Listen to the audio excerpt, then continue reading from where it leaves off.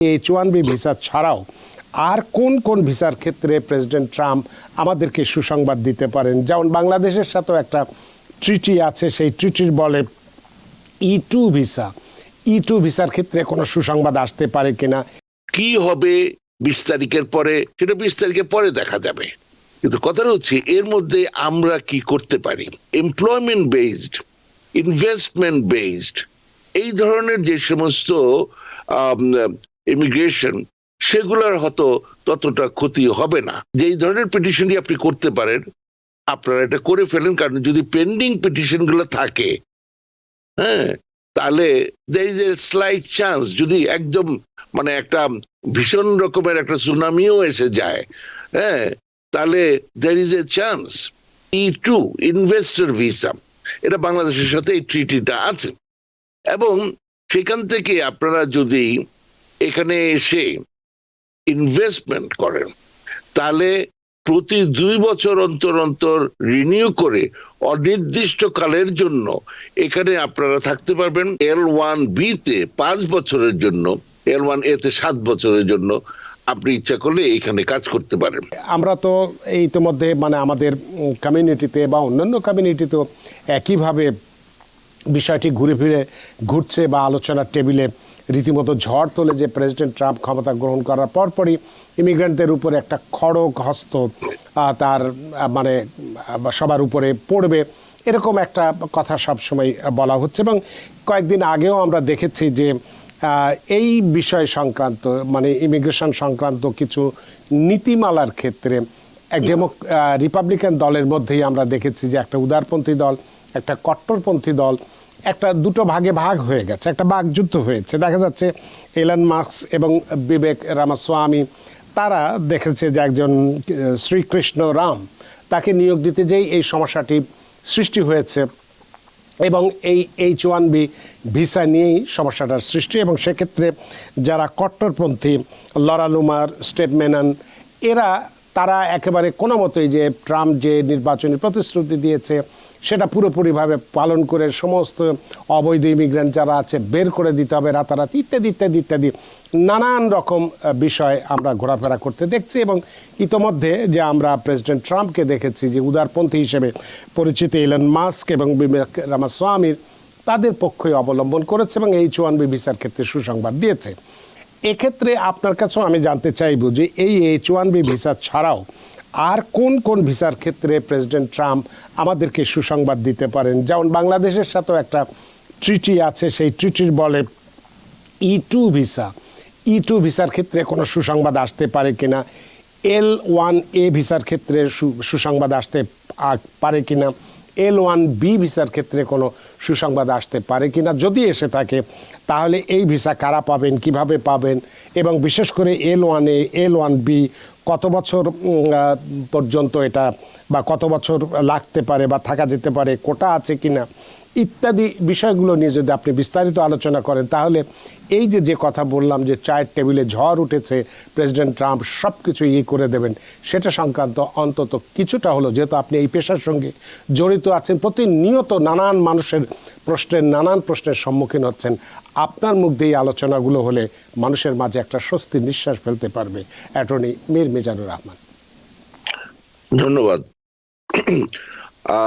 আপনারা যারা এই অনুগ্রহ করে এই অনুষ্ঠানটি দেখছেন, তারা অনুগ্রহ করে যদি একটু কাগজ কলম নিয়ে বসেন, তাহলে আপনাদের উপকার হয়। আমি মনে করি আমার আলোচনাও এবং TVN24 কর্তৃপক্ষের যেই প্রচেষ্টা যে কমিউনিটি সার্ভিসের জন্য, ওনাদের কষ্টটাও সফল হতে পারে।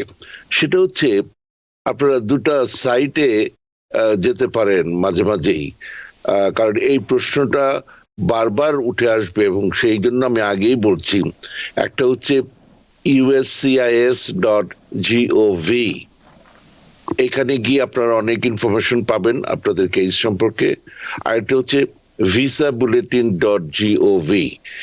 এই দুটো জিনিস আপনারা একটু কাইন্ডলি মাঝে মাঝেই এগুলোতে ভিজিট করলে আপনারা অনেক কিছু জানবেন, এবং এগুলোতে স্ক্রল করলে আপনারা মোটামুটি ওখানে কি কি পাওয়া যায় সেটা আপনারা একটু দেখতে পাবেন। গেল।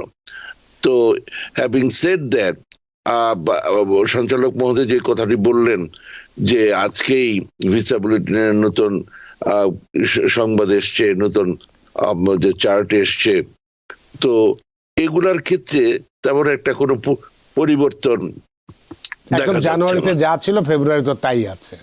আচ্ছা, তো এ ধরনের তেমন কোনো পরিবর্তনের ব্যাপার নেই। হ্যাঁ, আপনারা যার যার যাই সামর্থ্য আছে, যে কোনো ধরনের অ্যাপ্লিকেশন যদি করার মতো আপনার এলিজিবিলিটি থাকে, সেটা অ্যাপ্লিকেশন অনেকগুলো আছে, পিটিশন, হ্যাঁ, বেসিক্যালি একই কথাবার্তা। তো ওগুলো আপনারা পারলে আপনারা কালকেই করে ফেলবেন, এটা হচ্ছে মেইন কাজ। হ্যাঁ, ট্রাম্প সাহেব আসলেন, ওবামা সাহেব আসলেন, তারপরে কি হবে এই নিয়ে ওই যে চায়ের দোকানে ঝড় উঠানো, সেগুলা করে আপনাদেরকে আমি কোনো মিথ্যা একটা আশ্বাসের মধ্যে রাখতে চাই না, স্পেকুলেশনের মধ্যে রাখতে চাই না, হাইপোথেটিক্যাল কোনো আনসার দিতে চাই না। হ্যাঁ, এবং এতে করে TVN24 কর্তৃপক্ষের যে উদ্দেশ্যটা, মানুষকে সত্যিটা জানানো, হ্যাঁ, তাদের কাজ না প্যানিক সৃষ্টি করা, সেটার যে তাদের উদ্দেশ্যটা, এবং বিশেষ করে আমাদের যে শ্রদ্ধেয় সঞ্চালক আছেন, ওনার অনুষ্ঠানের একটা নিজস্ব ক্রেডিবিলিটি আছে। আমি সেখানে একজন সহায়ক, একজন অ্যাসিস্ট্যান্ট, আমি কোনোভাবে চাই না যে ওনার যে ক্রেডিবিলিটির ব্যাপারটা আছে সেখানে কোনো আঘাত আসুক। এবং এটা এই কারণে বিশেষ করে বলা, বেশ কিছুদিন ধরে আমি ওনার প্রোগ্রামে ব্ল্যাক লিস্টেড, আমি ওনার প্রোগ্রামে থাকতে পারি না। তা আজকে আমার সৌভাগ্য, উনি আমাকে জায়গা দিয়েছেন, তা আমি চাই না এটা নষ্ট করতে। অলরাইট, তো কি হবে 20 তারিখের পরে, সেটা 20 তারিখের পরে দেখা যাবে। কিন্তু কথাটা হচ্ছে এর মধ্যে আমরা কি করতে পারি। হ্যাঁ, ওই যে আমি যেটা বললাম, আপনি ধরেন সিটিজেন, আপনি আপনার ভাই বোনদের জন্য অ্যাপ্লাই করতে পারেন, বাবা মার জন্য অ্যাপ্লাই করতে পারেন, এমন আদার থিংস, বাচ্চাদের জন্য করতে পারেন, স্পাউসের জন্য করতে পারেন, সেটা তো আছেই। আপনারা এইগুলা তাড়াতাড়ি করে ফেলেন, এগুলো একটা। আচ্ছা, তো যেই ধরনের পিটিশনই আপনি করতে পারেন, আপনারা এটা করে ফেলেন, কারণ যদি পেন্ডিং পিটিশন গুলো থাকে, হ্যাঁ, তাহলে there is a slight chance, যদি একদম একটা ভীষণ রকমের একটা সুনামিও এসে যায়, হ্যাঁ, তাহলে there is a chance যে আপনারা তো পেন্ডিং পিটিশন গুলা হয়তো রেখে দেবে, এটার একটা স্লাইট চান্স আছে, এ ধরনের একটা ব্যাপার। তো যেটাও আমরা জানি না যে এটা করবেন নাকি টাকাগুলো ফেরত দিয়ে দিবে, যে আপনাদেরকে শেষ, এই হলো কথা। আচ্ছা, আর সঞ্চালক মহোদয়ের যেই গাইডেন্সটা আমি পেলাম এই মাত্র, সেই ব্যাপারে যাই। তো একটা ব্যাপার তো আছেই যে চেইন ইমিগ্রেশনের এগেইনস্টে আমেরিকাতে একটা বেশ বড় ধরনের সাড়া আছে। যে কারণ যেমন এই যে ভাই বোন আসলেন, তারপরে তাদের আবার ভাই বোন, এইভাবে করে প্রচুর মানুষ আসছেন যাদের birth certificate, right marriage certificate আছে, গেল।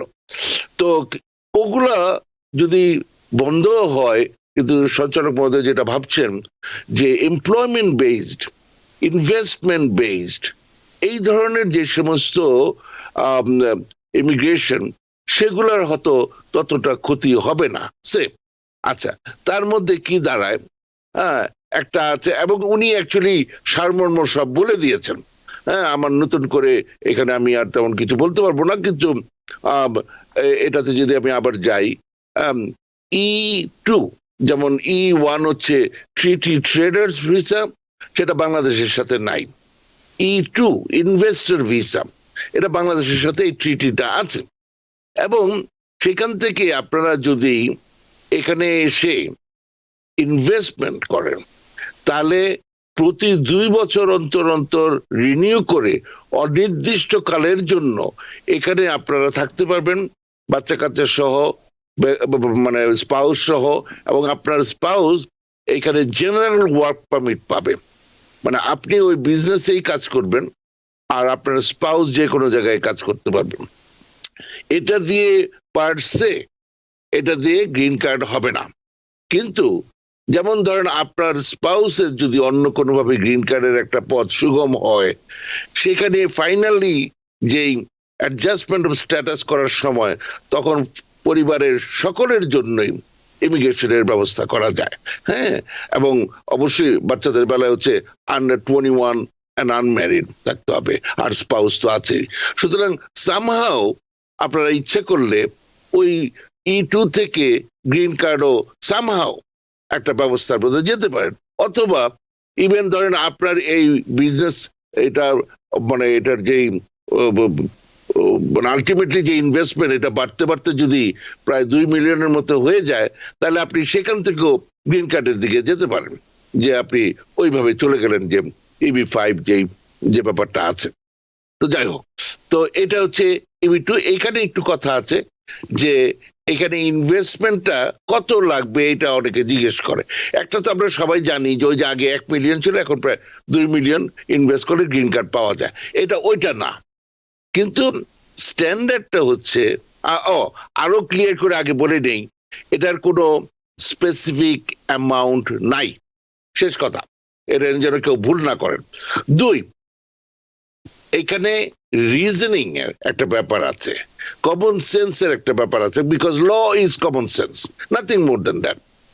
আপনার এখানে আপনি একটা ইনভেস্টর হবেন, এবং এইখানে ব্যাপারটা হচ্ছে সিগনিফিকেন্ট ইনভেস্টমেন্ট। সিগনিফিকেন্ট ইনভেস্টমেন্ট, অনেক ধরনের কথাবার্তা চলে অনেক সময়, কত টাকা কি ব্যাপার। শুধু মনে রাখবেন যে স্ট্যান্ডার্ড হচ্ছে এই ইনভেস্টর ভিসায় আপনি ইনভেস্ট করে যদি আপনার পরিবারের, আপনার বাচ্চা কাচ্চা আর মানে মানে কি যেন বলে স্পাউস নিয়ে থেকে খেয়ে চলতে পারবেন কোন রকমে, ওই ইনভেস্টমেন্ট করলে হবে না। তার সাথে যেন আরো কয়েকটা লোক কাজ পায়, মানে সোজা কথা ইনভেস্টর, আপনি একজন ইনভেস্টর। সেক্ষেত্রে কি সংখ্যা আছে যে এতজন লোকেরই কাজ দিতে হবে? না, আবারও সেটাই বললাম, রিজনেবল সিচুয়েশন। যেমন ওই যে EB5 যেটা, সেখানে 10 জন এমপ্লয়ির ব্যাপার আছে, এই ধরনের কিছু নাই। হ্যাঁ, আপনি ইনভেস্ট করবেন, সিগনিফিকেন্ট ইনভেস্টমেন্ট, এবং সেখানেও আপনি বুঝতেই পারবেন, আজকে যদি আপনি সেই ওকলাহোমা কি আলাবামার একটা গ্রামীণ এলাকায় একটা গ্যাস স্টেশন কিনেন, সেটা কিনতে আপনার যেই পয়সাটা লাগবে, হ্যাঁ, আর এখানে যদি নিউ ইয়র্কের ম্যানহাটনে আপনি মিড টাউনে কি ওয়েস্ট সাইডে একটা গ্যাস স্টেশন দেন, তাহলে আপনি বুঝতেই পারতেছেন টাকার অঙ্কটা ডিফারেন্ট হবে। আবার আপনি গ্যাস স্টেশন করলে সেখানে সাথে কি কি দিবেন, ডেলি দিবেন কিনা, না শুধু ওইটাই দিবেন, বা সার্ভিস সেন্টার থাকবে কিনা, এইভাবে করে কি ধরনের একটা অবস্থা, সেটা ইটস এ বিজনেস ডিসিশন। কিন্তু সিগনিফিকেন্ট ইনভেস্টমেন্ট, যাতে করে আরো কয়েকটা লোক কাজ করে, এই জিনিসটা দেখতে হবে, এই ধরনের একটা ব্যাপার। আচ্ছা, এবং তারপরে যত ডিটেলে যাওয়া যায় ততই আপনি ন্যাচারালি আপনি বুঝবেন আপনার সেখানে বিজনেস প্ল্যানিং এর ব্যাপার আছে, আপনার মার্কেট রিসার্চের ব্যাপার আছে। সুতরাং অতটা নিশ্চয়ই আমার সময়ে এর মধ্যে আমি পাবো না বলতে। আমাদের অনেক দর্শক টেলিফোন ইতিমধ্যে এসে গেছে। আচ্ছা, এগুলো আমাকে যদি আরেকটু সময় দেন, এগুলো E2 ভিসাটা এইভাবে করে আপনারা বেড়াতে এসছেন, কোনো কনফারেন্সে আসছেন, আপনাকে আর যেতে হবে না, এইখানে থেকেই আপনি E2 করে আপনি মানে শুরু করে দিতে পারবেন। আপনি জাস্ট বিজনেস পারসন হইতে হবে, কাজ করতে হবে। ওই যে কোন রকমে এটা দিয়ে কাগজ করবেন আর এদিকে কোনো খবর থাকবে না, একটা ব্যাংক অ্যাকাউন্ট করবেন না, আপনার কাগজপত্র হবে না। আপনি ব্যবসা করেন, আমরা আপনার কাগজ করার ব্যবস্থা করব। গেল 2, L1A L1B। L1A L1B এর মেইন ব্যাপারটা হচ্ছে যে আপনার ধরেন বাংলাদেশে একটা কোম্পানি আছে, আপনি এখানে এসে একটা ব্রাঞ্চ খুললেন, এবং সেটা যে ধরেন বাংলাদেশে আপনি গার্মেন্টস করেন, এখানে এসে যে গার্মেন্টসই করতে পারবেন কোনো কথা নাই। আপনার ওই যে এখানে যে এস্টাবলিশমেন্টটা করবেন সেটা একটা লফুল ব্যবসা হলেই হবে। আচ্ছা, সেখানে যে জিনিসটা হবে, যদি L1A হয়, তাহলে আপনাকে বেসিক যে জিনিসটা জানতে হবে যে এইখানে কোনো অর্থেরও অ্যামাউন্টের কোনো সীমা দেওয়া নাই, ওই কতজন লোক কাজ করবে সেটাও নাই। যেটা আছে যে আপনি জাস্ট সে একটা দোকান দিলেন, সেখানে বেশ কয়েকজন ক্যাশিয়ার কাজ করে, বা কিছু লোক স্টোর বয় কাজ করে, যারা শেলফে জিনিসপত্র নেয়, প্রচুর পয়সা ওইখানে, কিন্তু ডাজন্ট ম্যাটার, আপনাকে কিছু ম্যানেজারকে সুপারভাইজ করতে হবে। মানে একটা হায়ারার্কি থাকতে হবে। তো এই ধরনের যদি হয় তাহলে আপনি L1A দিয়ে এসে, এটার আবার সুবিধা হচ্ছে ওইভাবে যদি আপনি 1 বছর অন্তত থাকতে পারেন তাহলেই ওইটার ভিত্তিতেই আপনি গ্রিন কার্ড করতে পারেন। আপনার ফুল ফ্যামিলির ওই আন্ডার 21 আনম্যারিড বাচ্চা কাচ্চা সহ স্পাউস সহ আপনি গ্রিন কার্ড করতে পারেন। আমি এখানে খুব সাবধান করে দিচ্ছি, ওটা আপনারা করবেন না।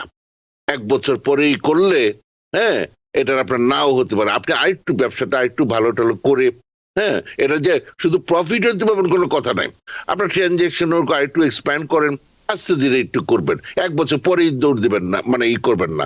আর নতুন কোম্পানি হলে অনেক সময় 1 বছরের জন্য দেয় L1A, হ্যাঁ ওটা করেই যদি আপনি এটা করে দেন এক্সটেনশন না করে, তাহলে কিন্তু ভুল হয়ে যাবে, কারণ আপনার আন্ডারলাইং স্ট্যাটাসটা থাকবে না। তো এগুলা ডিটেলস এর ব্যাপার, কিন্তু মনে রাখবেন এটা হচ্ছে ম্যানেজার এন্ড এক্সিকিউটিভ ক্যাটাগরি। আর এটা হচ্ছে L1B। এটার ব্যাপারটা কিছুটা H1B এর মতো, স্পেশালিস্ট অকুপেশন, হ্যাঁ তো কিন্তু এটার কোনো কোটা নাই। এই যে H1 নিয়ে বললেন যে H1 এর সুখবর আছে, কোথায়? কোনো তো 65,000-এর জায়গায় তো 66,000-এর কোনো কথাবার্তা আসতেছে না। যদি আসে ভালো কথা, কিন্তু সেই 65-র মধ্যেই তো আছে। 65-র সাথে আরো 20,000 আছে মাস্টার্স বা অন্য স্পেশাল ডিগ্রি। জি, এটা হচ্ছে সাধারণ কথাবার্তা। মানে আমরা যারা মানে আমি yes I could go on and on, Singapore আছে, আছে, মানে অস্ট্রেলিয়া আছে, এ ধরনের আরো ব্যাখ্যা আছে। কিন্তু সাধারণভাবে যে এই যে ব্যাপারটা, যে যদি এই কোটা না বাড়ায়, হ্যাঁ এবং মানে তাহলে আপনার L1B তে 5 বছরের জন্য, L1A তে 7 বছরের জন্য আপনি ইচ্ছা করলে এইখানে কাজ করতে পারেন। হ্যাঁ আর এই যে কাজ করার মাঝখানে যদি আপনি বা আপনার স্পাউস কোনো না কোনো ভাবে অন্য কোনো ভাবে গ্রিন কার্ডের কোনো ব্যবস্থা করতে পারেন, কারণ আপনার 5টা বছর ধরে আপনার স্ট্যাটাসটা থাকতেছে, হ্যাঁ এর মধ্যে আপনি যদি কিছু করতে পারেন তাহলে আপনি গ্রিন কার্ড করে ফেলতে পারেন। তো এইভাবে করে E2, L1A, L1B এই 3টা আপাতত আমি বললাম। আপনারা যদি ওইভাবে চিন্তা করে থাকেন, এভাবে যদি আসেন, এবং এগুলার প্রতি গভর্নমেন্টের, আমেরিকান গভর্নমেন্টের সাধারণত একটা সুনজর থাকে কম্পেয়ার টু, মানে ধরেন অন্যান্য অনেক কিছু আছে, যেই হচ্ছে কথাটা। নিউ ইয়র্ক থেকে সম্প্রচারিত TVN 24 টেলিভিশন, বিশ্বজুড়ে বাঙালির কণ্ঠস্বর।